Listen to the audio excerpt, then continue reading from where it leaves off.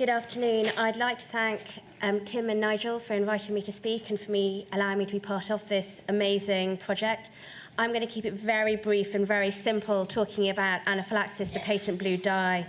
So what we know is that since these dyes began to be used in the 60s, they've been reported as a cause of anaphylaxis.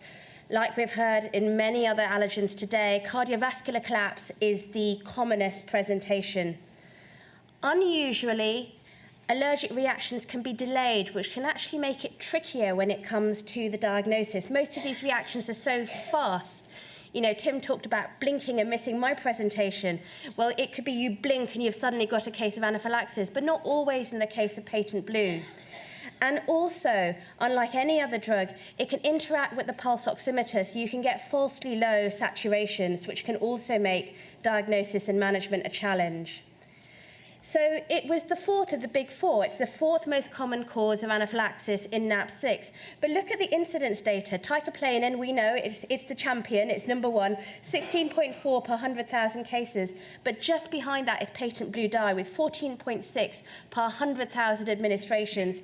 And in third place, succinylcholine with 11.1 per 100,000. So though not a frequent cause, it's actually relatively allergenic. Demographics, well, 9 cases were fatal. 9 cases, none of which were fatal.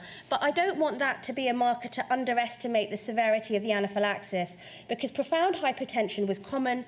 2/3 of patients required transfer to critical care. Surgery was completed in 7 patients, probably due to the urgency of these cases, but abandoned in 2. What else do we know? Well, 1/3 of patients had no skin signs whatsoever throughout their anaphylaxis. That compares to 56% of antibiotic allergies. Urticaria was the presenting feature in only 1 patient. Hypotension was the commonest presenting feature. Hypotension was universal in all cases, and desaturation was the second commonest presenting feature. But the skin signs, well, in 1 in 3 patients, they did not come along at all. Latency. Reactions can be delayed, and look how delayed. In 5 patients, more than 10 minutes after injection. In 2 patients, more than 60 minutes after injection. So you've got a challenge because there's a delay in onset. You can have falsely low pulse oximeter readings. Not always that low, depending on the studies. It will vary between 1.5 and about 6.8%. Skin signs are rarely a presenting feature. When we're evaluating these patients in the clinic, helpfully, you will see a dynamic tryptase change in 3/4 of your patients. Resuscitation, good in 2 cases, good and poor in 5, and poor in 2. The main reason for good and poor or poor was delay in administration of adrenaline or delay or not initiating CPR.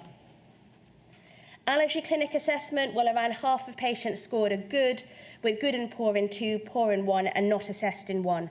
And the main reason is the point that we keep coming back to, that allergy clinics are sometimes failing to investigate all culprit drugs. There's a tendency to pick on the commonest one and say that's what caused the anaphylaxis.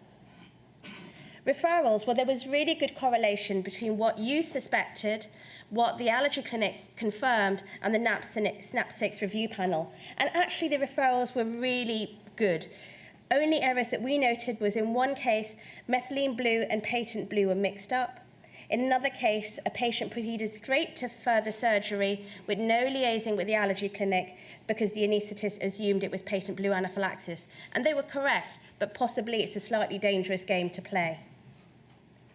So what do you do practically if surgery is abandoned? Well, urgent allergy clinic assessment is one option.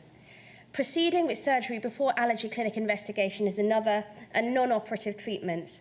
We talk about communication. It's something I believe so passionately about. Anaesthetists and allergists, we need to talk to each other. Contact us if you're in that difficult situation. Even if you're proceeding directly to surgery, we may be able to say something that's helpful. And I find that those patients and those doctors who liaise with me, we're often able to just provide that extra bit of good care. So key recommendations: consent. So surgeons should be consenting patients for anaphylaxis to patent blue if it's going to be used. Don't assume patent blue dye is the culprit. Refer the patient for allergists to evaluate all drugs. And if pulse oximeter saturations fall during anaphylaxis, assume it's real. Take a blood gas once the patient is stable, but don't dismiss otherwise. Thank you.